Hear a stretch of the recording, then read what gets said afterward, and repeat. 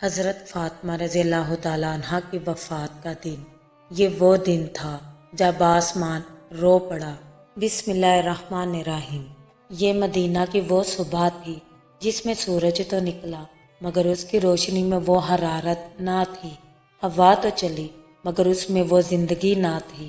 اس دن ایسا لگ رہا تھا جیسے مدینہ خود کسی عظیم صدمے کے انتظار میں خاموش کھڑا ہو۔ یہ وہی مدینہ تھا جس کی گلیوں میں رسول خدا چلا کرتے تھے، جہاں ان کے قدموں کی آہٹ بھی عبادت بن جایا کرتی تھی، اور جہاں ان کی سب سے پیاری بیٹی حضرت فاطمہ رضی اللہ تعالیٰ عنہا سانس لیا کرتی تھی۔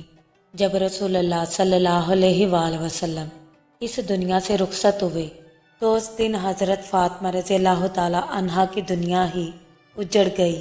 وہ بیٹی جس کے بارے میں رسول اللہ صلی اللہ علیہ وآلہ وسلم نے خود فرمایا تھا کہ فاطمہ میرے جگر کا ٹکڑا ہے، وہ بیٹی جس کے لیے رسول اللہ صلی اللہ علیہ وآلہ وسلم کھڑے ہو جاتے، جس کے ہاتھ چومتے، جس کو دیکھ کر مسکراتے۔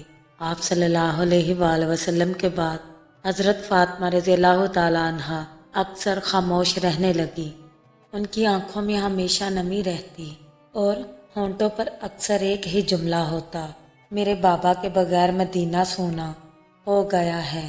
رسول اللہ صلی اللہ علیہ وآلہ وسلم کے وصال کے بعد حضرت فاطمہ رضی اللہ تعالیٰ عنہ کا جسم دن بہ دن کمزور ہوتا جا رہا تھا۔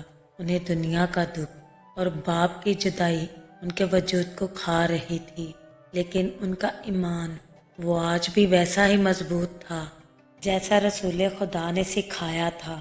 آپ رضی اللہ تعالیٰ عنہ راتوں کو اٹھ کر عبادت کرتی، سجدوں میں اپنے رب سے سرگوشیاں کرتی اور رسول اللہ صلی اللہ علیہ وآلہ وسلم کی امت کے لیے دعائیں کیا کرتی۔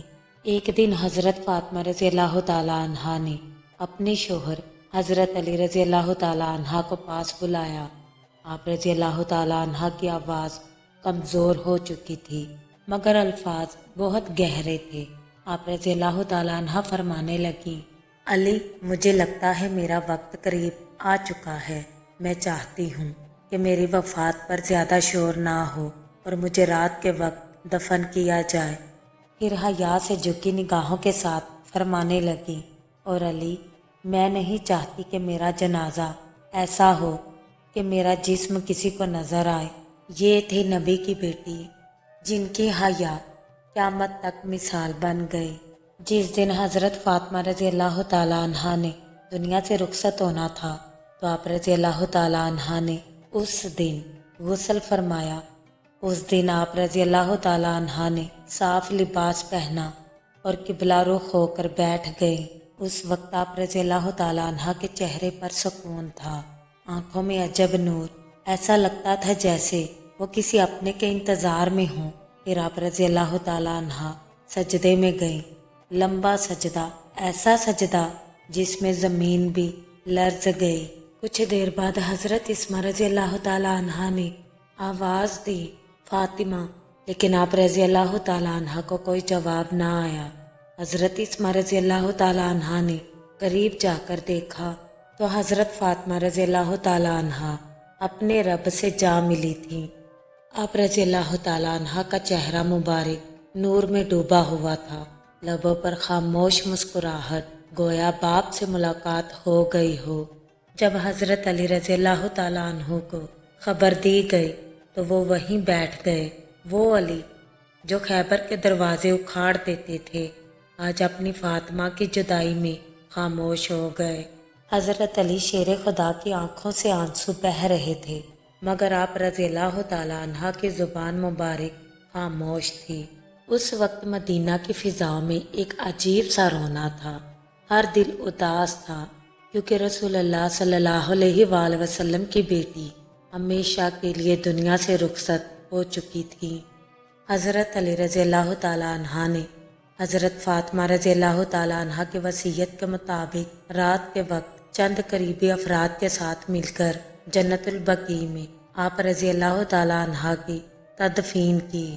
نہ ہی اعلان، نہ ہی جوم، بس خاموش آنسو اور لرزتے ہوئے دل کے ساتھ قبر کے پاس کھڑے ہو کر حضرت علی رضی اللہ تعالیٰ عنہ نے آسمان کی طرف دیکھا اور کہنے لگے، یا رسول اللہ صلی اللہ علیہ وآلہ وسلم، آپ کی امانت میں نے آپ کو واپس لوٹا دی۔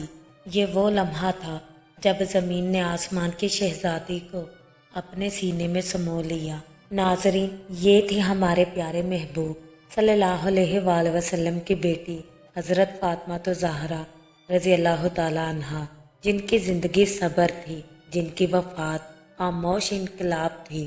اگر یہ واقعہ آپ کے دل کو چھو گیا ہو تو درود شریف پڑھ کر حضرت فاطمہ رضی اللہ تعالیٰ عنہا کو ہدیہ کر دیجیے، اور ایسی ایمان افروز کہانیوں کے لیے چینل کو لائک، سبسکرائب اور شیئر ضرور کیجیے، کیونکہ یہ کہانیاں دل نہیں ایمان زندہ کرتی ہیں۔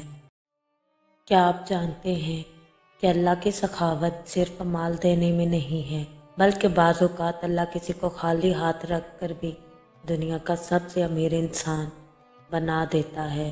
آج کا یہ واقعہ اگر آپ کے دل میں اتر گیا تو آپ کی نظر غربت، امیری اور نعمت سب پر بدل جائے گی۔ حضرت موسیٰ علیہ السلام اللہ تعالیٰ کے وہ نبی ہیں جنہیں اللہ تعالیٰ سے ہم کلام ہونے کا شرف حاصل ہوا۔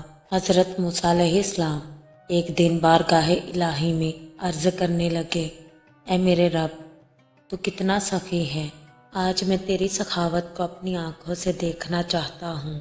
اللہ تعالیٰ فرمانے لگے، اے موسیٰ، تو نے اگر میری سخاوت دیکھنی ہے تو فلاں ویرانے میں چلے جاؤ۔ حضرت موسیٰ علیہ السلام جب اس ویرانے میں پہنچے تو کیا دیکھتے ہیں کہ سامنے ایک فقیر بیٹھا ہوا ہے۔ اس فقیر کے پھٹے ہوئے کپڑے تھے، کمزور جسم، نہ اس کے پاس کچھ کھانے کو تھا، نہ پینے کو، اور نہ ہی کوئی درخت تھا جس کے سائے میں وہ بیٹھ کر آرام فرما سکے۔ مگر حیرت کی بات یہ تھی کہ اس فقیر کے ہونٹ مسلسل ہل رہے تھے، اور وہ بار بار یہی کہہ رہا تھا، یا اللہ، تیرا شکر ہے۔ حضرت موسیٰ علیہ السلام اس فقیر کو دیکھ کر رک گئے اور دل میں سوال کرنے لگے کہ یہ شخص آخر کس بات پر شکر ادا کر رہا ہے۔ اسی وقت اللہ تعالیٰ فرمانے لگے، اے موسیٰ، اس کو ظاہری آنکھ سے مت دیکھو، اسے دل کی آنکھ سے دیکھو۔ اچانک حضرت موسیٰ علیہ السلام پر حقیقت کا راز کھلتا ہے۔ وہ دیکھتے ہیں کہ یہ فقیر اللہ تعالیٰ کو پہچانتا ہے اور ہر حال میں راضی ہے، یہ صبر کرنا جانتا ہے اور اللہ کا شکر گزار ہے۔ اللہ تعالیٰ فرمانے لگے، اے موسیٰ، میں نے اس فقیر کو دنیا کا مال نہیں دیا، مگر میں نے اسے ایمان دیا ہے، اور جسے ایمان مل جائے وہ میرے نزدیک سب سے امیر ہے۔ حضرت موسیٰ علیہ السلام کی آنکھوں سے آنسو بہنے لگے۔ حضرت موسیٰ علیہ السلام عرض کرنے لگے، اے اللہ، ہم دنیا کو نعمت سمجھ بیٹھے ہیں اور اصل نعمت کو بھول گئے ہیں۔ اللہ تعالیٰ فرمانے لگے، اے موسیٰ، دنیا میں سب کچھ مل جانا سخاوت نہیں ہے، اور سب کچھ نہ ملنا محرومی نہیں ہے۔ اصل سخاوت تو یہ ہے کہ کسی کو ہدایت دینا، جیسا کہ اللہ تعالیٰ قرآن میں فرماتا ہے، اگر تم اللہ کی نعمتوں کو گنو تو شمار نہیں کر سکو گے۔ آج اگر ہمارے پاس ایمان ہے، سجدہ ہے، آنکھوں میں آنسو ہیں اور دل میں اللہ ہے، تو ہم فقیر نہیں، ہم اللہ کے سخی رب کے امیر بندے ہیں۔ اللہ تعالیٰ سے دعا ہے کہ اے اللہ، ہمیں اپنی نعمتوں کا شکر گزار بنا، ہمیں دنیا کی محتاجی سے نہیں، اپنی محتاجی سے جوڑ دے۔ آمین ثم آمین۔ سبسکرائب